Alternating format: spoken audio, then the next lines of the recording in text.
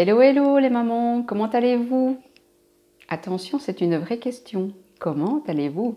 Alors aujourd'hui, j'ai envie de prendre le temps avec vous, puisque vous êtes là à m'écouter, de voir un peu comment vous vous sentez, voir un peu où en est votre énergie. Parce que c'est vrai qu'en tant que maman, on court souvent dans tous les sens. On a les courses, les enfants, le conjoint, le ménage, tout ça. Et c'est rare quand on a peut-être l'occasion de se poser et de se demander comment on va. Donc on en profite aujourd'hui, si ça vous dit, de faire ce petit exercice-là, de voir comment vous allez. Alors la question est, entre 0 et 100, votre batterie elle est chargée à combien? Alors, si vous êtes plutôt à 20, 30, 40, peut-être qu'il est temps de faire quelque chose. Et si vous êtes déjà à plus, 50, 70, 80, je ne sais pas. En tout cas, le premier chiffre qui vous vient spontanément, sans réfléchir, c'est bien de le savoir, c'est bien d'en prendre conscience, parce que là, du coup, on voit déjà un peu où on en est. Pour les mamans qui ont la batterie qui est, je vais dire, qu'elle trouve un niveau raisonnable, c'est chouette, continuer comme ça, c'est que vous avez le bon truc et la bonne astuce pour vous recharger votre batterie régulièrement. Et pour les mamans qui ont un peu plus difficile ou très difficile, eh bien, on pourrait profiter peut-être ce week-end, je ne sais pas, si vous avez envie de vous demander, tiens, de quoi aurais-je besoin justement pour recharger ma batterie, pour me sentir mieux, peut-être plus reposée, plus calme, plus sereine, plus patiente, mieux dans ma peau. Et là, il y a peut-être plusieurs possibilités. Je ne sais pas si vous avez de l'entourage qui pourrait vous soutenir, ou si vous avez un conjoint avec qui vous pourriez vous organiser pour pouvoir dormir un peu, pour pouvoir faire une petite sieste si vous en avez besoin. Et si vous êtes maman solo, de voir un peu comment vous pourriez mettre à contribution les enfants pour, pour justement prendre ce temps. Est-ce qu'il y a des choses que vous pourriez déléguer? Est-ce que il y aurait un moment dans la journée où ils sont occupés, où vous pourriez vous reposer un peu plus ou faire quelque chose qui vous nourrit de l'intérieur et qui vous ferait du bien? Et de voir aussi voilà, les petites astuces que vous pourriez mettre en place. Alors pour vous en donner quelques-unes que moi j'utilise, mais maintenant après vous voyez si ça résonne en vous, mais c'est pour vous donner quelques pistes.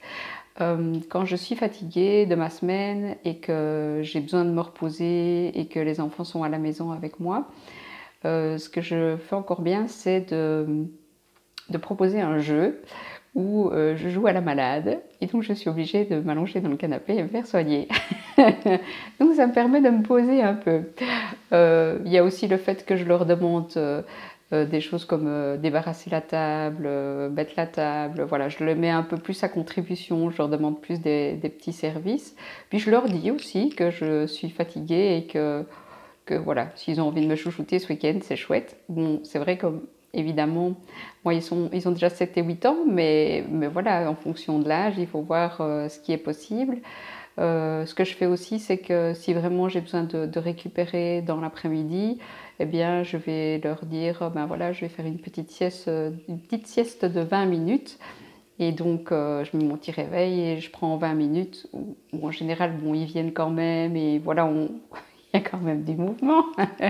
Mais je ne sais pas, ça me fait du bien de m'allonger, de fermer les yeux et de récupérer un petit peu du week-end. Donc voilà, en fonction donc de la réponse à la question comment allez-vous aujourd'hui, eh bien voilà, regardez un peu vous où vous en êtes, et puis enfin si vous avez envie évidemment, hein, mais l'idée c'est voilà, de pouvoir justement prendre ce moment pour voir où vous en êtes, et de voir un peu ce que vous auriez besoin pour récupérer ce week-end, ou pour continuer sur votre lancée de prendre soin de vous et de remplir votre batterie pour pouvoir reprendre la semaine prochaine et continuer comme ça. Voilà, voilà. Alors, mesdames, je vous laisse donc avec ces réflexions. Nous, on se voit lors d'une prochaine vidéo. Si vous avez envie de continuer, qu'on reste en contact, je vous invite à rejoindre le groupe des gardiennes de l'harmonie qui est à disposition.